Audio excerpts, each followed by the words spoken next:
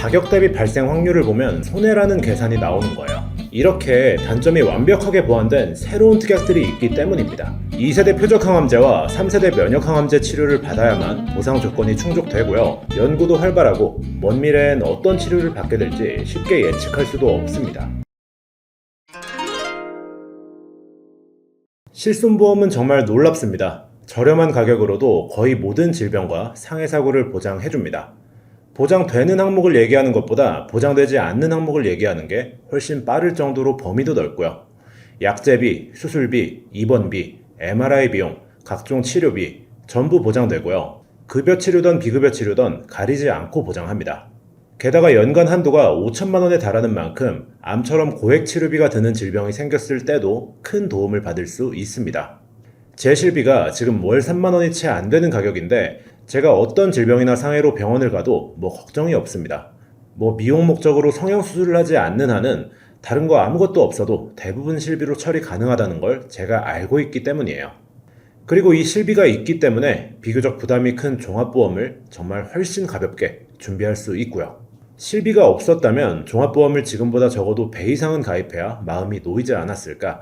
아니 그래도 실비만큼은 안 될 것 같은데 어쨌든 이 실비가 있기 때문에 종합보험에 내야 할 부담을 정말 많이 덜어놓을 수 있습니다. 저희 보험담의 추천 설계 영상들을 보면 대부분 진단비 위주의 간결한 설계가 많은데 전부 없어도 돼서 빼는 게 아니라 이미 대부분의 항목을 실비에서 충분히 커버해주고 있기 때문에 빼는 거고요. 이렇게 다른 보험의 설계에까지 큰 영향을 줄 만큼 실비가 우리에게 제공하는 안정감은 어마어마합니다. 실비가 있기에 꼭 필요한 특약만 최소화해서 가입해도 충분한데 많은 분들의 종합보험을 보면 꼭 실비가 없는 사람처럼 불필요한 특약을 전부 넣어서 부담되게 가입을 하는 분들이 너무나 많습니다.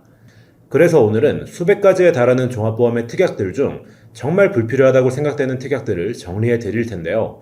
과도한 보험료는 중도 해지로 이어질 수 있고 보험 없는 노후는 정말 불안정합니다. 보험은 적금이나 저축, 재테크 수단이 아니라 악재에 대비하기 위한 소비라는 걸 꼭 명심하셔야 하고요. 이미 보험을 과하게 가입했다고 해도 불필요한 특약 삭제를 통해 부담을 확 낮출 수 있으니 오늘 영상 참고하셔서 노후까지 유지할 수 있는 부담 없는 보험 마련하시길 진심으로 바라겠습니다. 첫 번째로 입원비 특약은 실비가 있다면 굳이 넣지 않으셔도 괜찮습니다. 정말 오래되기도 했고 과거에도 꽤나 인기가 있던 특약이라 그런지 많은 분들이 아무 이유 없이 그래도 입원 일당은 있어야 하지 않나요? 하고 물어보시곤 하는데요. 모든 특약이 있으면 좋기야 하지만 입원비 특약은 공짜가 아닙니다. 오히려 비싼 특약이라고 생각해요. 가격을 먼저 살펴보고 왜 불필요한지에 대한 이야기를 드려보도록 하겠습니다. 질병상해 입원 일당 하루당 5만원 받는 게 45세 남성 기준 58,525원이고 20년간 총 납입해야 하는 보험료는 1,404만 6천원에 달하는데요. 180일, 거의 반년을 입원해도 내가 받는 보험금이 900만원이라는 걸 생각해보면 개인적으로는 효율이 굉장히 떨어지는 특약이라고 생각합니다. 그럼 실제로 대한민국 국민들의 평균 입원 일수는 얼마나 될까 통계 자료를 준비해봤습니다. 2022년 국민건강보험 주요 통계를 보면 1인당 연평균 입원 일수는 2.64일에 불과합니다. 평균으로 치면 60년이 지나도 158.4일을 입원한다는 건데 갈수록 떨어지는 화폐 가치까지 고려한다면 입원 일당보단 중대질병에 대한 진단비를 준비하는 게 훨씬 더 효율적이라고 생각합니다. 그런데 이런 생각을 하는 분들도 계실 거예요. 평균은 평균일 뿐이고 암처럼 큰 병이 생기면 입원 일수가 훨씬 길어지진 않을까. 암 평균 입원 일수 가장 최신 자료도 준비해 봤습니다. 통계청에서 가져온 질병별 평균 재원 일수입니다. 암은 인류의 가장 큰 적이고 두말할 것 없이 가장 중대한 질병 중에 하나입니다.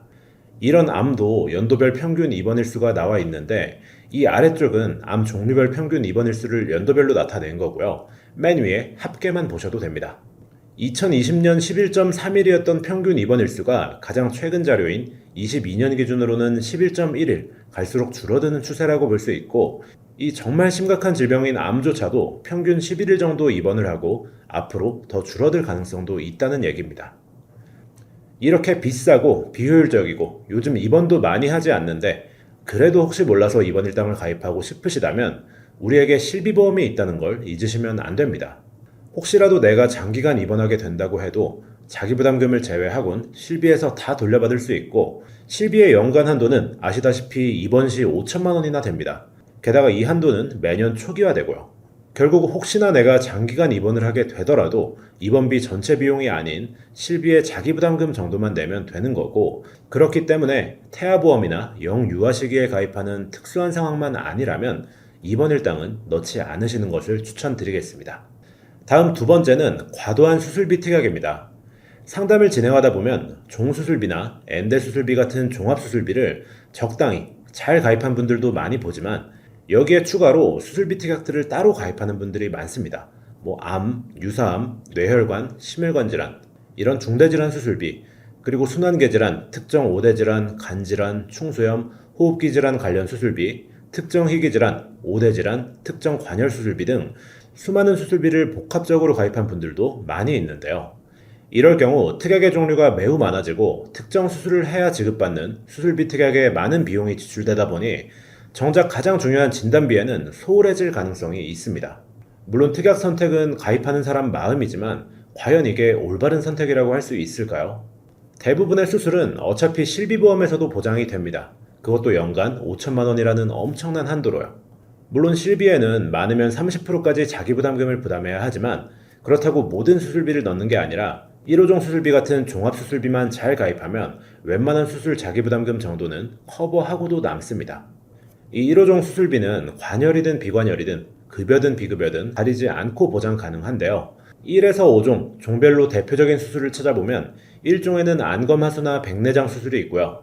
2종에는 대장용종 제거술, 흔히 맹장수술이라고 알고 계시는 충수절제술 등이 있습니다.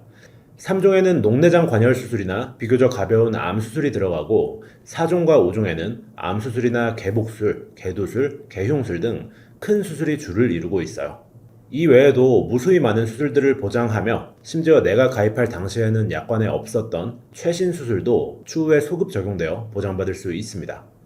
그래서 이것저것 복잡하게 여러 수술비 특약을 넣을 게 아니라 1호종 수술비 하나면 충분하다. 기억해 주시면 좋을 것 같습니다. 다만 주의하실 점은 최근 17종 혹은 18종 수술비를 판매하는 곳들이 있는데 이름은 비슷하지만 범위는 많이 아쉬운 수술비예요. 비급여 치료에 대한 보장이 전혀 되지 않기 때문에 하이프, 맘모톰, 다빈치 로봇 수술 등은 보장되지 않습니다. 이런 부족함을 채우려고 이것저것 많은 수술비를 넣기보단 어차피 실비에서 보장이 가능하니까 꼭 넣고 싶으시다면 1호종 수술비 같은 든든한 종합수술비 하나만 준비하시고 과도한 수술비 가입은 지양하시길 권해드리고 싶습니다. 다음 세 번째, 실비보험이 있다면 필요 없는 특약은 상해 관련 특약들입니다.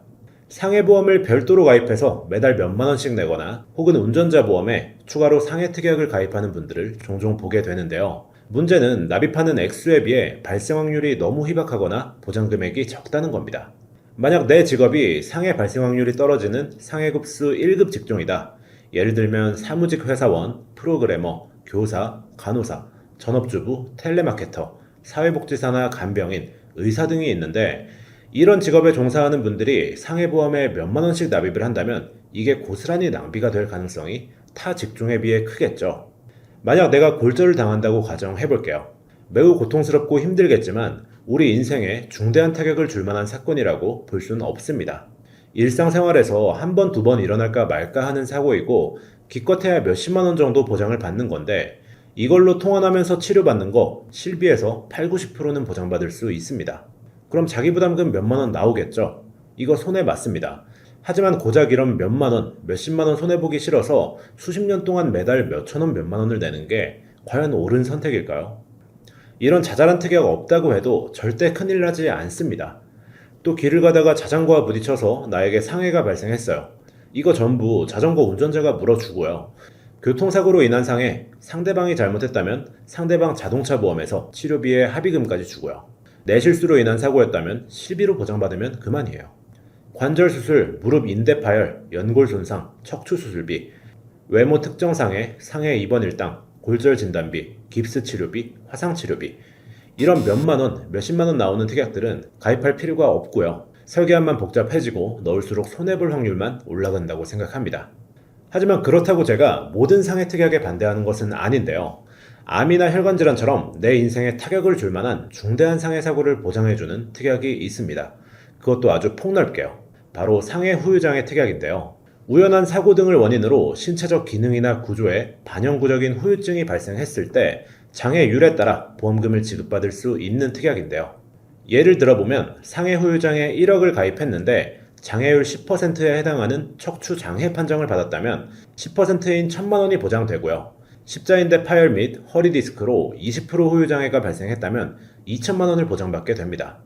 게다가 암 진단비처럼 한 번 지급받으면 사라지는 형태가 아니고 손가락, 발가락, 손목, 발목, 발꿈치, 팔꿈치, 어깨, 골반 어디 한 부위에서 보상을 받았어도 나머지 신체 부위를 보장기간 동안 계속해서 중복으로 보장받게 되는데요. 동일한 부위라고 해도 이미 보장받았던 척추장애 10%가 악화되어서 40%로 다시 판정을 받는다면 이미 보장받은 10%를 제외하고 나머지 30%는 보장받을 수 있습니다. 보험사가 정한 약관에 따라 내 장애 등급을 평가받고 그에 맞는 보장을 받는 거죠. 상해급수가 1급이어도 평소 교회활동을 즐긴다거나 상해 확률이 높은 직종에 있는 분들은 몇천 원 정도 여유가 된다면 중대한 상해에 대해 큰 금액을 중복 보장받을 수 있는 상해 후유장애 특약 이 정도면 충분하다 라고 말씀드리고 싶어요. 그리고 한 가지 당부의 말씀을 드리자면 이 상해 후유장애를 가입하실 땐 반드시 이름 뒤에 3%가 붙은 특약으로 넣으셔야 하는데요. 3%의 작은 장애부터 100%의 심각한 장애까지 전부 보장한다는 이야기고요. 만약 상해 후유장애 뒤에 50%가 붙어 있다면 30에서 50%를 보장한다는 게 아니라 발생 빈도가 낮은 50에서 100%이 구간만을 보장한다는 얘기입니다. 즉 보장 범위 자체가 굉장히 좁아지는 셈이니까 후유장애를 가입하실 땐 꼭 3%로 가입하시길 추천드리겠습니다. 정리해보면 조그만 상해특약 가격이 암이나 혈관질환 같은 담보들에 비해서는 많이 저렴한 게 사실입니다.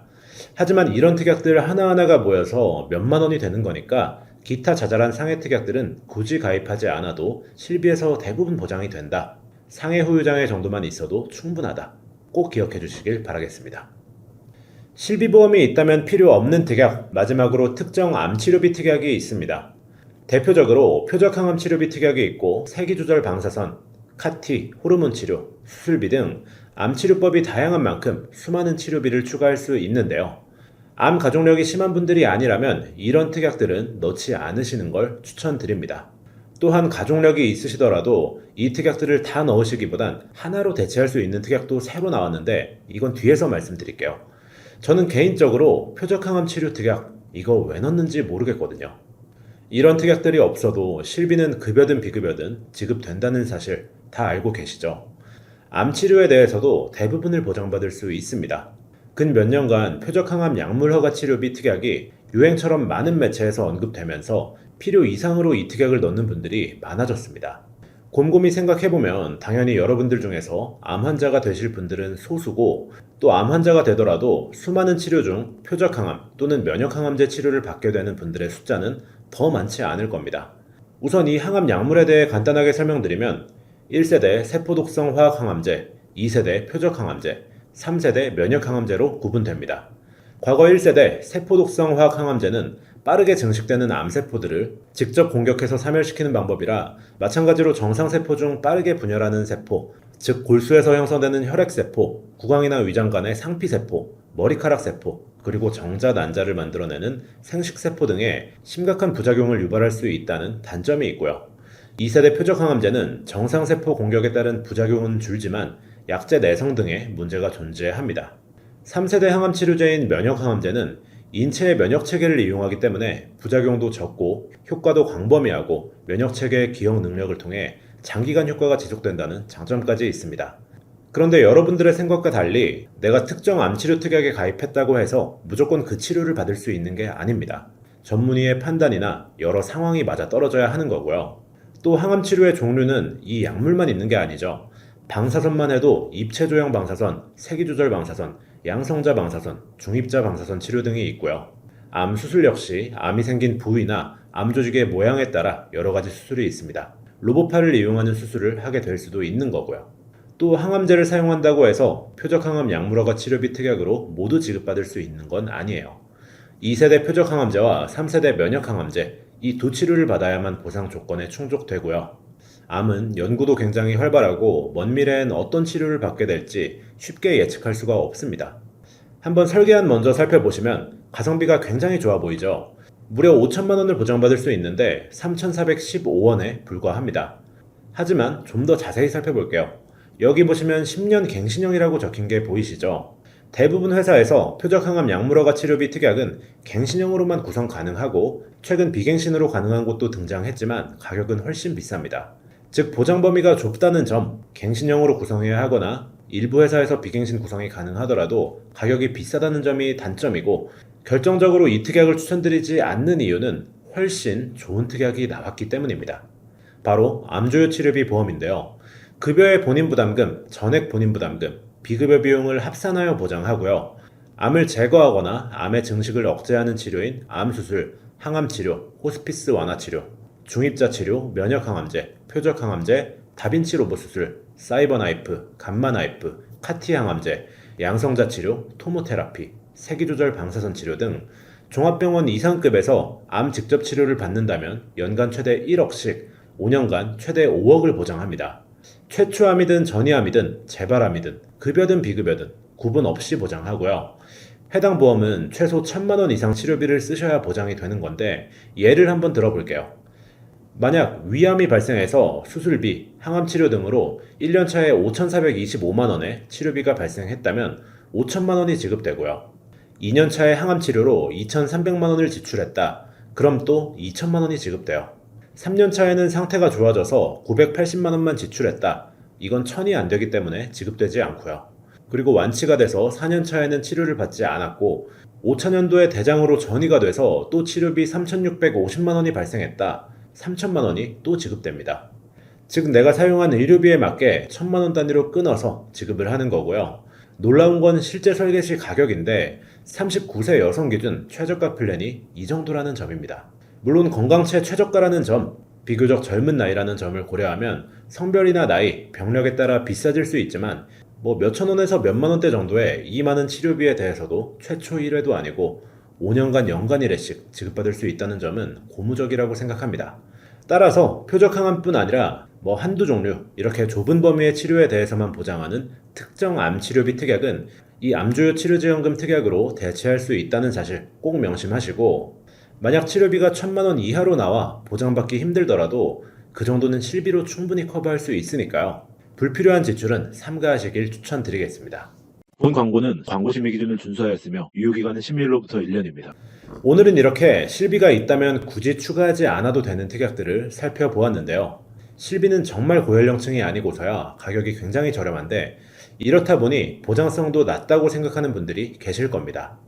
하지만 실비의 연간 한도는 5천만 원이나 되고 이 높은 한도로 치료 목적의 의료비라면 대부분 보장을 해주고 있어요.